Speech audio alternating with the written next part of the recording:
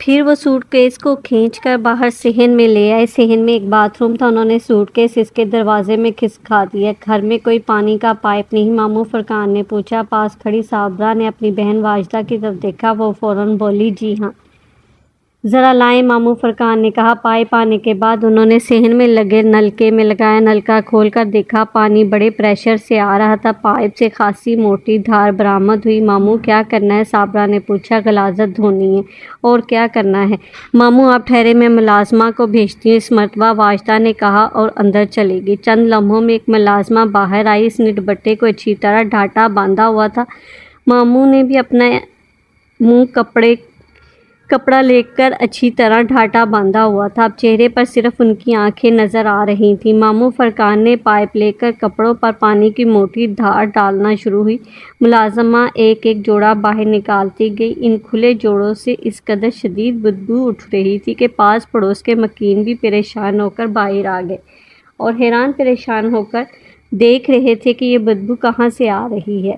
کپڑوں سے جب اچھی طرح غلاظت دور ہو گئی تو ان کپڑوں کو صرف کے پانی میں ڈالا گیا۔ اس کے بعد زیورات کے ڈبوں کو بھی اسی طرح پانی سے دھویا گیا۔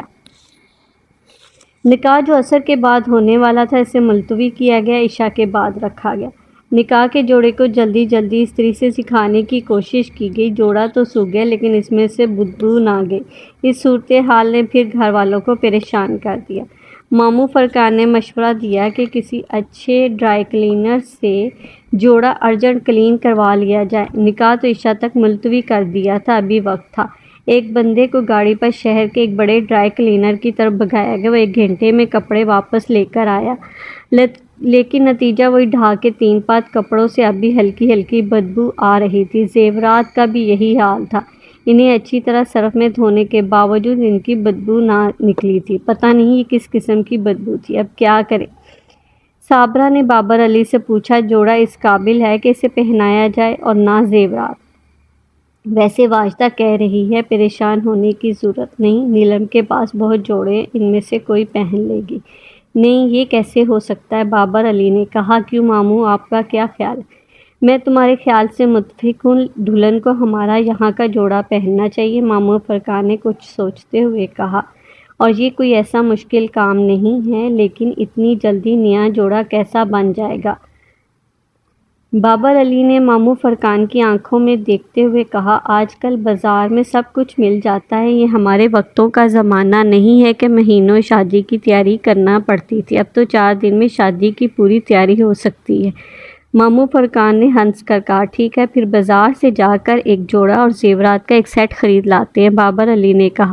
کیوں صابرہ؟ ٹھیک ہے جی، بالکل ٹھیک ہے، لیکن کچھ پیسوں کا مسئلہ ہوگا۔ صابرہ نے فکر مند ہو کر کہا، پیسوں کا کوئی مسئلہ نہیں، میں تم لوگوں کے ساتھ چلتا ہوں، میرے پاس بہت پیسے ہیں۔ ماموں فرقان نے اپنی جیب پر ہاتھ رکھتے ہوئے کہا۔ ماموں فرقان تقریباً تیار ہی تھے، بس دوسرے مکان میں جا کر انہوں نے اپنا کوٹ پہنا اور اپنے سوٹ کیس میں سے مزید پیسے نکال کر جیب میں رکھ لیے۔ اس وقت ان کی جیب میں 15,000 روپے تھے۔ 10,000 صابرہ نے اپنے پرس میں رکھ لیے۔ جب واجدہ اور ان کے شوہر کو پتہ لگا کہ یہ لوگ بری کے جوڑے اور زیور خریدنے کے لیے بازار جا رہے ہیں تو انہوں نے روکنے کی کوشش کی، لیکن بابر علی اور فرقان ماموں نہیں مانے اور فوراً گاڑی لے کر انارکلی کی طرف چل دیے۔ اکبر کو جب یہ معلوم ہوا کہ بری کے جوڑوں اور زیورات کا کیا حشر ہوا ہے تو وہ پریشان ہوئے بغیر نہ رہ سکا۔ سوٹ کیس میں غلاظت کس نے بھر دی، یہ سوچ سوچ کر وہ ہلکان ہو گیا۔ پھر اسے فکر ہوئی کہ اب بری کے جوڑوں کا کیا ہوگا، کہاں سے آئیں گے؟ پھر اسے کسی نے بتایا، ماموں فرقان تمہارے امی ابو کو لے کر انارکلی گئے ہیں بری کا جوڑا اور زیورات لینے، تو اس کی کچھ جان میں جان نہ آئی، ورنہ اسے تو شادی خطرے میں پڑتی نظر آ رہی تھی۔ بری کے بغیر کیسے ہوتی شادی؟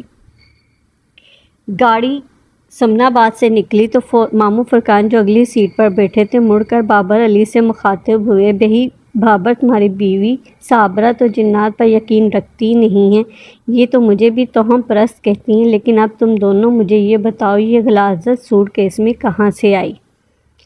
پچھلی سیٹ پر بابر علی کے ساتھ صابرہ بیٹھی ہوئی تھی۔ ماموں فرقان کی بات سن کر اس نے کہا، ماموں فرقان، میں تو چکرا کر رہ گئی ہوں، سمجھ میں نہیں آ رہا کہ یہ سب کیا ہو رہا ہے۔ یہ عقل کو دنگ کرنے والے واقعات پے در پہ